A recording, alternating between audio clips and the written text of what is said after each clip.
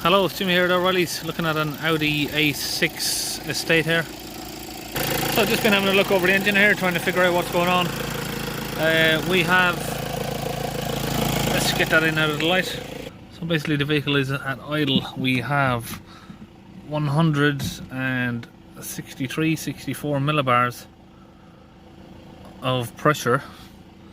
If we come back, which is, now the guy's got his own diagnostic computer here, but he's been deleting codes to get the vehicle out of limp mode to drive it down to me. But I'm surprised the code hasn't come back. There's no code here for the DPF being blocked. Now the customer has told me there was a code there, he deleted it. I'm just surprised that it hasn't come back, which is making me think, has anyone been remapping it? I'm not sure, but he's telling me there was a code there for the DPF. So what I'm doing, I'm just removing some of these plastics, a couple of T25s there to get that out.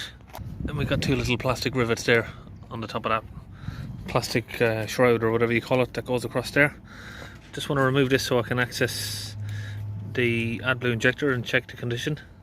So now we've got them out of the way, just using a little 5mm hex here to open the clamp.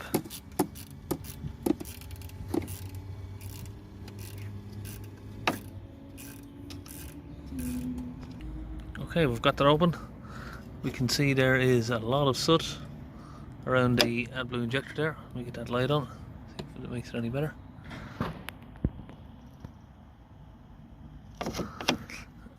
We can't really see down there without using a camera. We can kind of see down there without getting the endoscope out.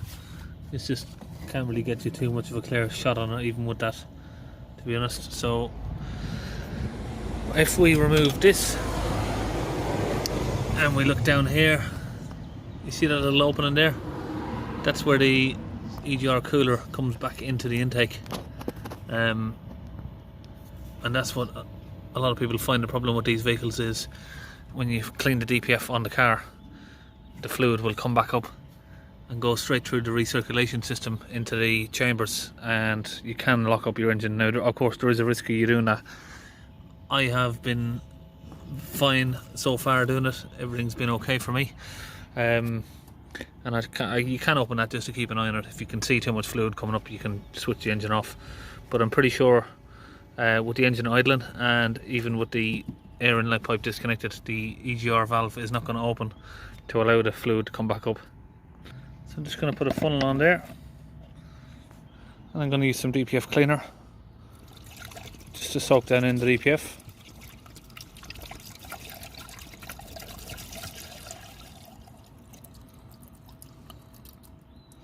That is pre-mixed, 50% water.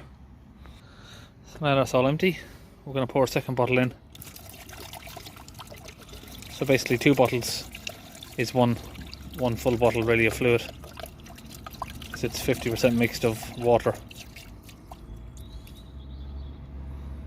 Now we're going to let that soak for a while, maybe 5 to 10 minutes. Then I'll use some brake cleaner to clean off the AdBlue injector here.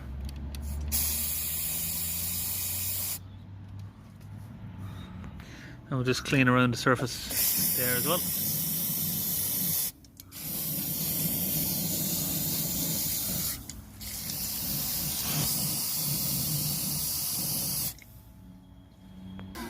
So just going to restart the engine now.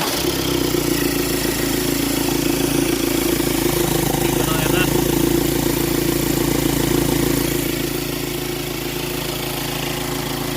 And we'll keep an eye on that pressure there.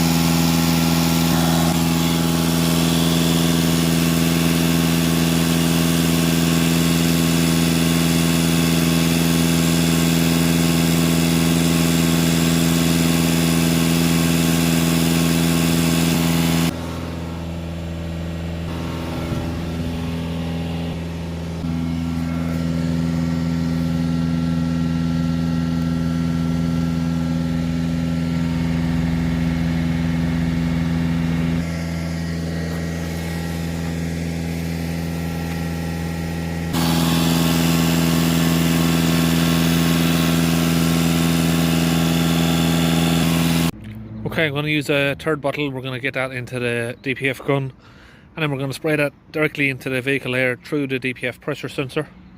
Disconnected that sensor, coming in here. So I've disconnected the differential pressure sensor, and we're going to spray the fluid now directly in there.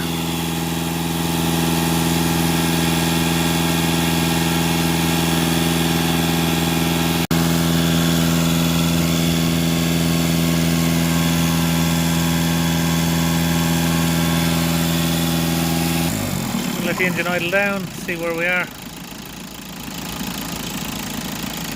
Around about 13 millibars. So it has been a little bit stubborn, but we are close to where we want to be there. So we're just taking the vehicle on a test drive.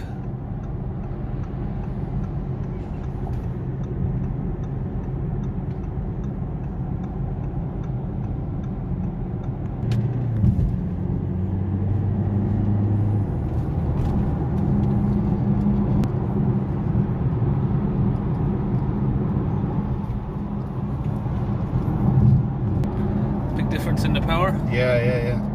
I can feel this. Much better response from the car. Okay, after a few mile journey, the idle has come down. It's fluctuating between 10 and 11 there. There you go, 10, 11. So it is coming down still. So I said the customer has a very big smile on his face, and he's just said to me what's happened before is it was losing power slowly. He brought it to somebody, they remapped it for the power. But it didn't make a difference. Now, I have a very suspicion that the person who's remapped it has possibly remapped out the DPF without gutting it. Now, I've never done remapping, so if there is any remappers on here looking at this, what I don't know is if you remap the DPF out, does it disable the differential pressure? Does that go blank or not? I'm not sure.